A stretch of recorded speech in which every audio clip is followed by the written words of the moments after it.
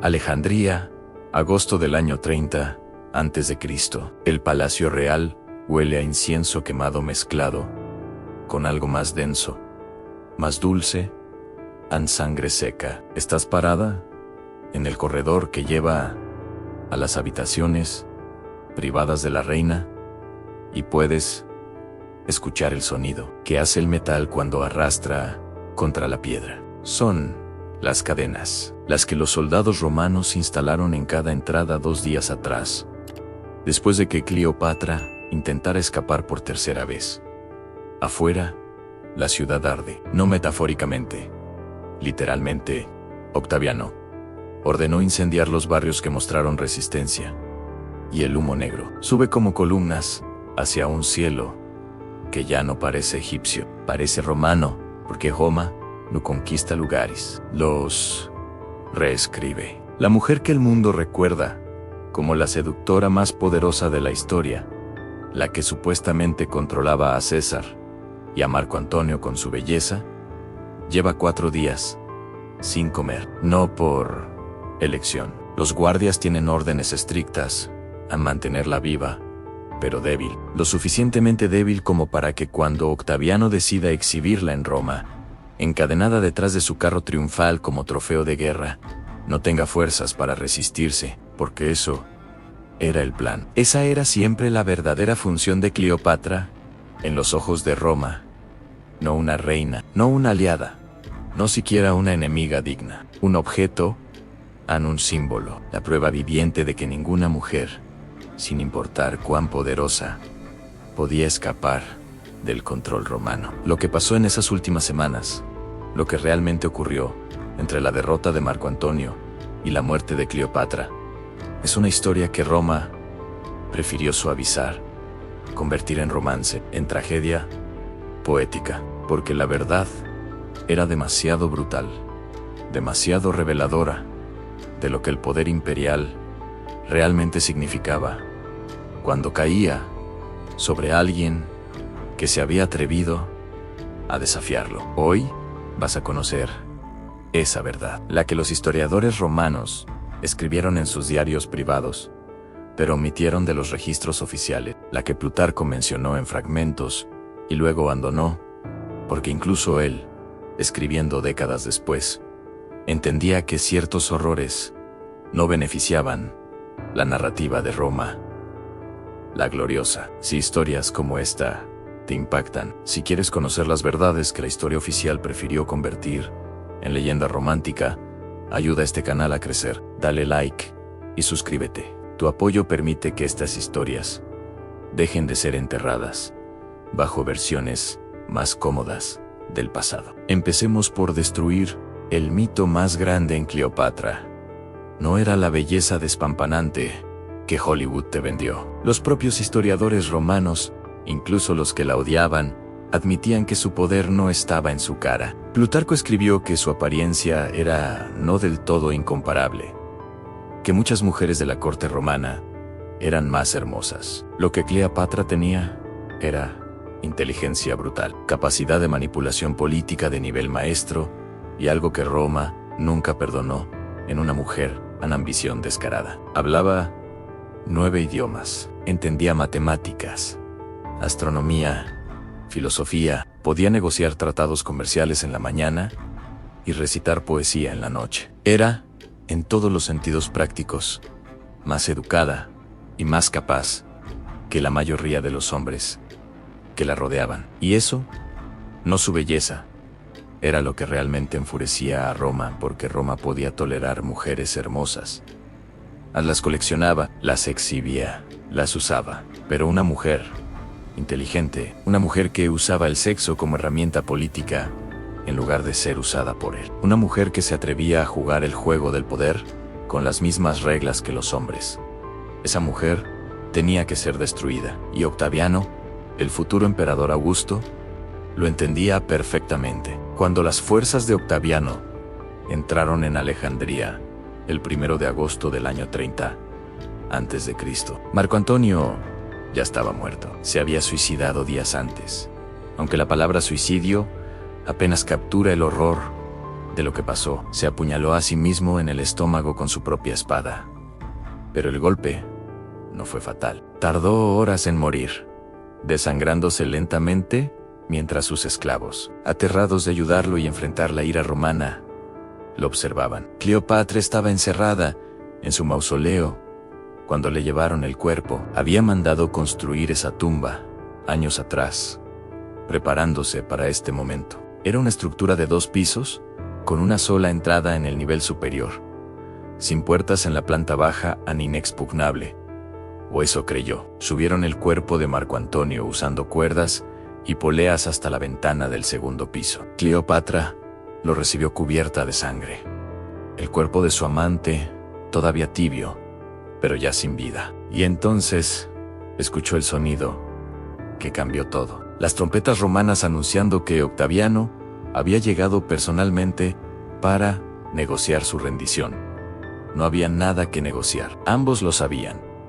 En los primeros días fueron teatro político. Octaviano enviaba mensajeros con propuestas razonables, an clemencia, an protección para sus hijos. Incluso sugería que podría permitirle mantener cierta autonomía sobre Egipto si cooperaba. Cleopatra, que había jugado este juego con César y con Marco Antonio, que entendía el poder mejor que la mayoría de los hombres que lo ostentaban, sabía exactamente qué significaban esas promesas. Significaban cadenas, significaban ser exhibida en Roma, significaban caminar detrás del carro de Octaviano, mientras el pueblo romano la insultaba, le escupía, le arrojaba excrementos. Significaban ser el símbolo viviente de la victoria romana sobre Oriente, sobre Egipto, sobre cualquier mujer que se atreviera a creer que podía tener poder real. Y después de esa humillación pública, después de ser desfilada como animal de circo, entonces vendría la muerte. Probablemente estrangulamiento, quizás decapitación, si Octaviano se sentía generoso. Pero primero, la humillación, porque con Cleopatra no se trataba solo de eliminar una amenaza política, se trataba de enviar un mensaje a todas las mujeres del imperio. Este es tu lugar, este es lo que pasa cuando lo olvidas. Cleopatra intentó negociar de verdad una vez, le pidió reunirse con Octaviano, cara a cara. Él aceptó, pero no fue a verla al mausoleo. La hizo ir a él, al palacio que había sido suyo, ahora ocupado por soldados romanos, que la miraban como se mira a una prostituta cara, que finalmente ha perdido su valor. Los registros de esa reunión son escasos, pero Plutarco menciona detalles que revelan más de lo que pretendía. Dice que Cleopatra se presentó desaliñada, que había rasgado sus ropas y que tenía marcas en los brazos, marcas que él describe vagamente como autoinfligidas en su dolor. Pero había otro testigo de esa reunión, un médico griego llamado Olimpo, que estaba al servicio de Octaviano y que escribió sus memorias décadas después. Y él es mucho más específico. Dice que las marcas en los brazos de Cleopatra eran quemadura, pequeñas, circulares, del tamaño exacto que dejaría una antorcha sostenida contra la piel durante varios segundos. Dice que Cleopatra caminaba cojeando, que tenía un ojo hinchado, casi cerrado, que cuando Octaviano le preguntó sobre el tesoro real de Egipto, ella respondió con voz ronca, como si hubiera estado gritando durante mucho tiempo. Olimpo no especula sobre qué causó esas heridas. No necesitaba hacerlo. Cualquiera que lea su testimonio entiende perfectamente lo que estaba describiendo. Los soldados romanos habían tenido acceso a Cleopatra durante días antes de esa reunión. Y Octaviano, el futuro emperador Augusto, el hombre que Roma celebraría como el restaurador de la paz y la moralidad, no había hecho nada para impedirlo. Tal vez incluso lo había ordenado, porque Cleopatra todavía no revelaba dónde estaba escondido el tesoro completo de Egipto. Y Roma necesitaba ese oro. Lo necesitaba desesperadamente para pagar a las legiones, para financiar las guerras que vendrían, para consolidar el poder de Octaviano. En esa reunión, Cleopatra hizo algo que los historiadores han malinterpretado durante 2000 años. Llevó un inventario del tesoro real y se lo entregó a Octaviano. Y cuando su propio tesorero, Un hombre llamado Seleuco la contradijo públicamente y reveló que ella estaba ocultando parte de las riquezas. Cleopatra montó un espectáculo, gritó, lloró, suplicó a Octaviano que le permitiera guardar algunos objetos de valor para sobornar a Octavia y Livia, la hermana y esposa de Octaviano. Durante siglos, los historiadores han interpretado esto como evidencia de que Cleopatra estaba desesperada, de que se había reducido a súplicas patéticas. Pero están leyendo la escena completamente al revés. Cleopatra era una actriz magistral. Había actuado para César, para Marco Antonio, para dignatarios de docenas de naciones. Y en ese momento estaba actuando para Octaviano. Le estaba dando exactamente lo que él quería ver: a una mujer rota, una mujer reducida a preocuparse por joyas y sobornos, una mujer que claramente planeaba vivir. Porque si Octaviano creía que Cleopatra quería vivir, si creía que todavía tenía esperanza de salir de esto con vida, bajaría la guardia, aflojaría las restricciones y ella tendría una oportunidad. Funcionó. Después de esa reunión, las cadenas en el mausoleo fueron removidas. Los guardias se relajaron. A Cleopatra se le permitió recibir visitantes, incluyendo a sus sirvientas personales. Octaviano, convencido de que finalmente la había quebrado, de que la humillación y el dolor habían funcionado, empezó a hacer planes para el viaje a Roma. Escribe en los comentarios si crees que Cleopatra realmente fue la seductora que la historia pinta, o si era algo mucho más complejo y peligroso. Dime qué parte de esta historia te resulta más perturbadora. Lo que pasó en los siguientes 4 días es donde la historia oficial se vuelve deliberadamente vaga. Te dicen que Cleopatra se bañó, se vistió con sus ropas reales, escribió una carta a Octaviano pidiéndole ser enterrada junto a Marco Antonio y luego se suicidó con el veneno de una serpiente áspid, escondida en una canasta de higos. Es una historia hermosa, poética, romántica, incluso. Una reina eligiendo la muerte con dignidad antes que la humillación de la esclavitud. Es también, casi con certeza, una mentira. Empecemos con la serpiente. Un áspid egipcio puede matar, pero su veneno causa una muerte horrible.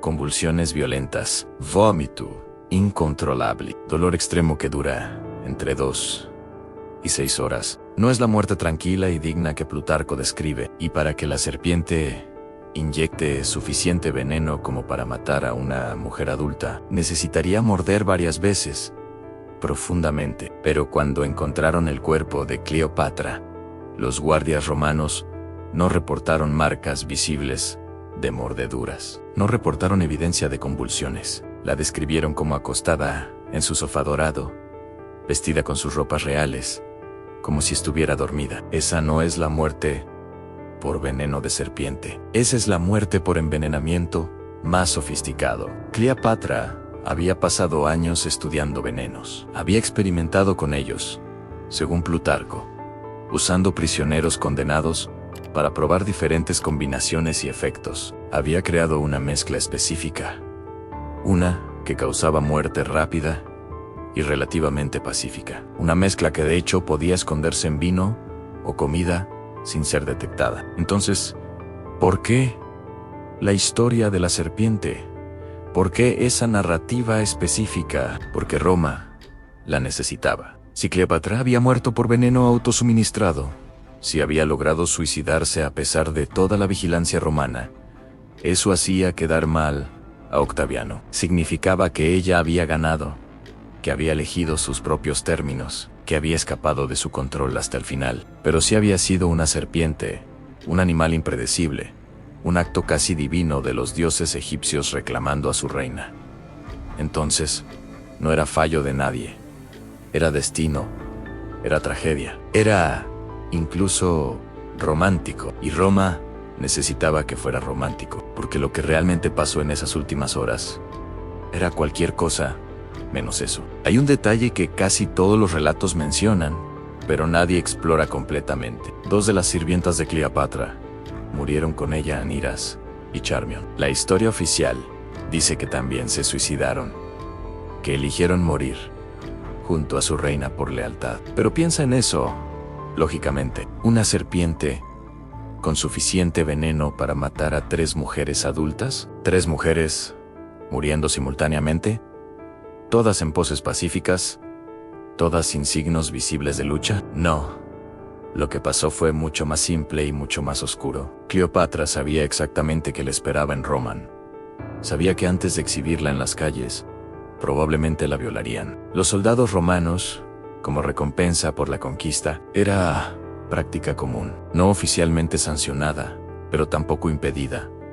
Era parte del botín de guerra, y sabía que después de la humillación pública, vendría algo peor, porque Octaviano no era tonto. Sabía que mientras Cleopatra viviera, incluso encadenada, seguía siendo peligrosa, seguía siendo un símbolo potencial de resistencia. Así que, después del triunfo, después de exhibirla, la mataría, pero no rápido, no limpio. La muerte de Cleopatra sería otro espectáculo, otra demostración de poder romano. Y tenía que ser degradante, tenía que destruir no solo su cuerpo, sino su legado. Entonces Cleopatra tomó la única decisión que le quedaba. No esperó a que Roma decidiera cómo moriría. Lo decidió ella misma, y se aseguró de que fuera en términos que, incluso Roma, no pudiera despojar completamente de dignidad. El veneno probablemente estaba en el vino que sus sirvientas trajeron esa última noche.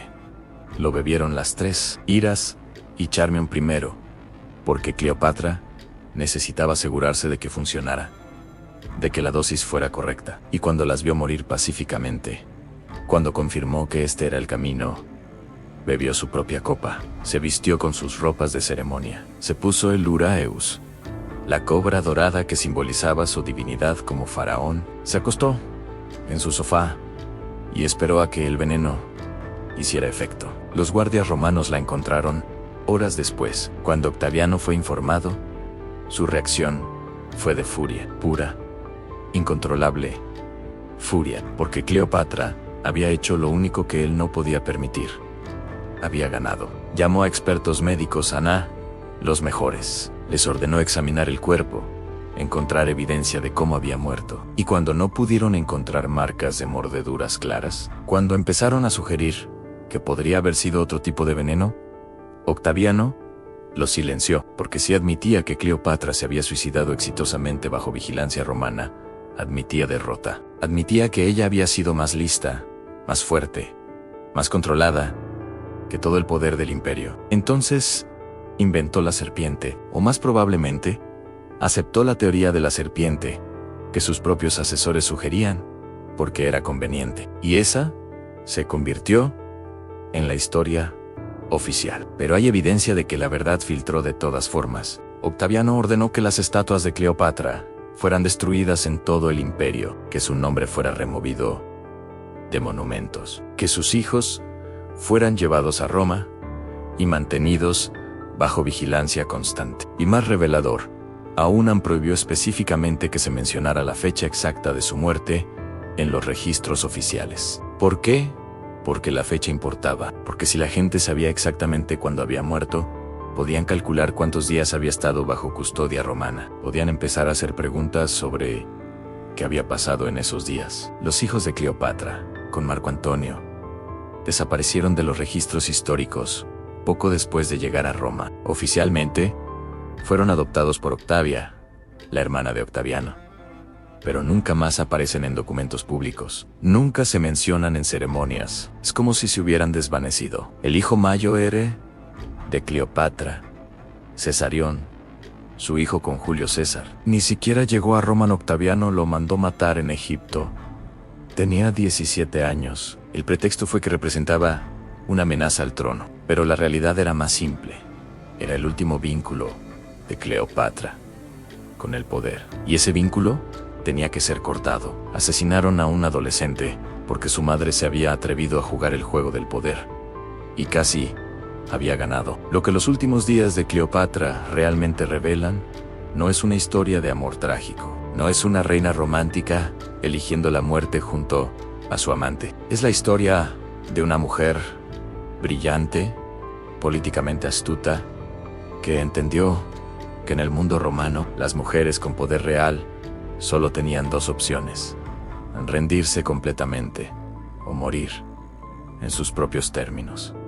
Ella eligió la segunda opción. Pero antes de llegar a esa elección, antes de beber ese veneno, pasó por días de humillación calculada, de dolor físico diseñado para quebrarla, de amenazas veladas sobre lo que pasaría con sus hijos si no cooperaba. Y cuando finalmente se dio cuenta de que cooperar solo retrasaría lo inevitable, de que Octaviano nunca pretendió honrar ninguna de sus promesas, tomó control de la única cosa que Roma no podía quitarle a su muerte. La historia oficial te dice que Cleopatra era una seductora, que usaba su belleza para manipular hombres poderosos, que su relación con César y Marco Antonio era puramente sexual, puramente superficial, que finalmente fue derrotada porque era mujer, porque era débil, porque el poder femenino siempre se derrumba ante el poder masculino real. Es una narrativa conveniente, es también completamente falsa. Cleopatra controló Egipto durante más de 20 años. Sobrevivió guerras civiles, conspiraciones de palacio, amenazas de invasión. Negoció tratados comerciales que enriquecieron su reino.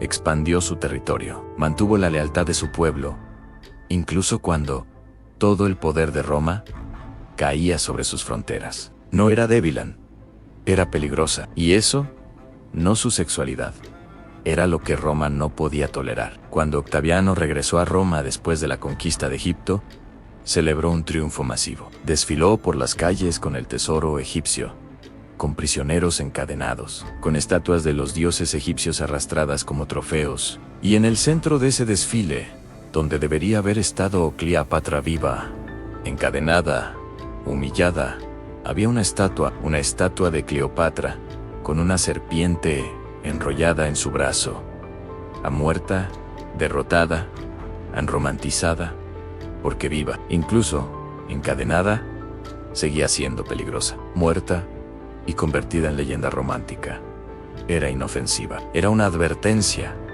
convertida en entretenimiento. Era poder femenino neutralizado, empaquetado, vendido como tragedia. Y durante 2000 años, esa fue la historia que se contó.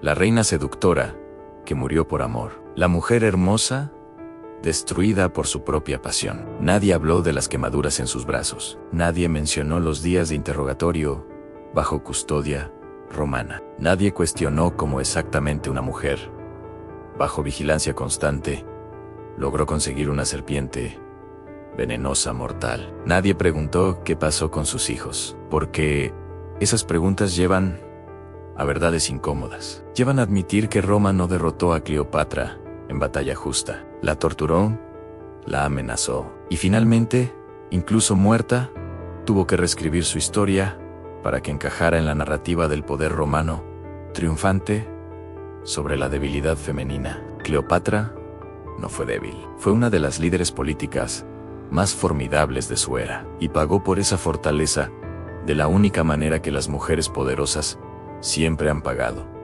siendo convertida en ejemplo, en advertencia, en historia moralizante sobre lo que pasa cuando las mujeres olvidan su lugar. Sus últimos días no fueron románticos, fueron brutales, fueron sistemáticos, fueron diseñados específicamente para romperla antes de matarla. Y lo único que le quedó, lo único que pudo controlar, fue el momento exacto en que su corazón dejaría de latir. Esa fue su última victoria en pequeña, en privada, pero suya. Y Roma, el imperio más poderoso del mundo conocido, tuvo que inventar una historia sobre serpientes divinas para ocultar el hecho de que una mujer, en sus últimas horas, los había superado. Aquí no contamos las versiones románticas que la historia oficial prefiere. Contamos las verdades que enterraron bajo leyendas convenientes. Suscríbete a Historias Cabronas para conocer las historias reales